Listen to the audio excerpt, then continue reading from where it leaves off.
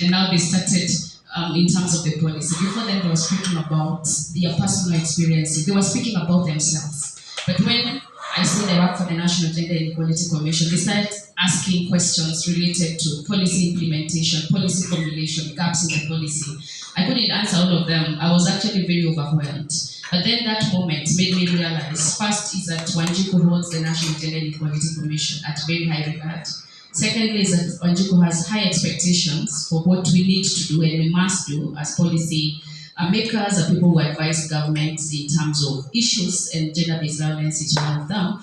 But also that many people are not speaking just for themselves. They want to see a better country for others, because then they've already gone through that. They have already, they are healing, but they feel they don't want other girls to experience what they went through. And before I healed, then last week, you saw the report that was just released on the number of girls that became pregnant before they were, when they were still children in 2024. And every day, as I said, you watch it, it's something that reminds you why we must do what we must do.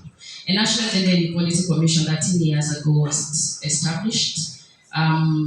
Is it still 13 or we are now 14 years old? Paul Curry. 14, because we have passed August. So August we celebrate our birthday. We are 14 years old. And we were established because many Kenyans were feeling agitated because of the suffering of the Kenyans.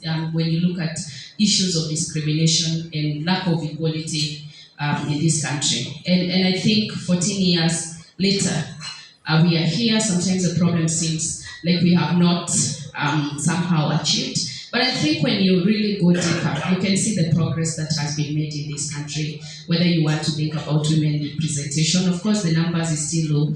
I think the elected members are now at 10.6% of all the members.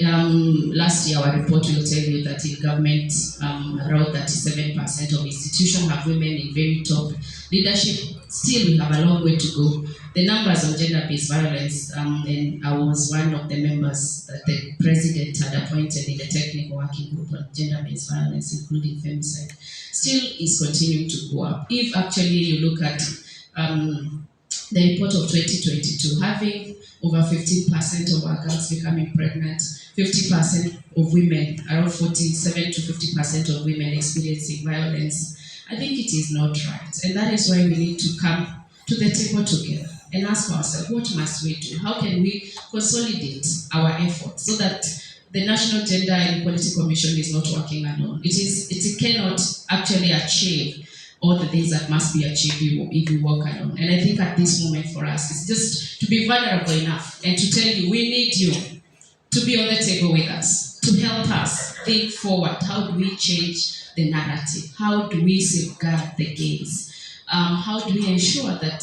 children, women, youth, persons with disability, people from minority and marginalized communities, also older members of society are not left behind. They are not discriminated.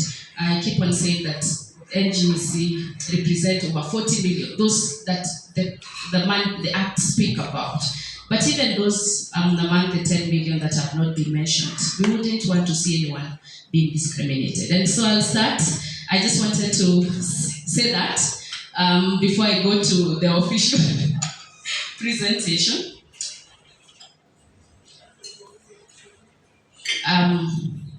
We set the climate that we're inviting all of us to walk this journey together, so that it's not just for the National Gender and Equality Commission, but it's the future of this country.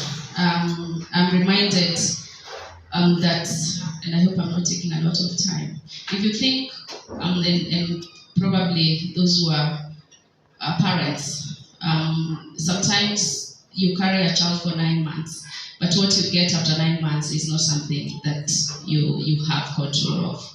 And if you are a parent who has ever experienced having a child with a disability, you carry this child is born, then this child has disability.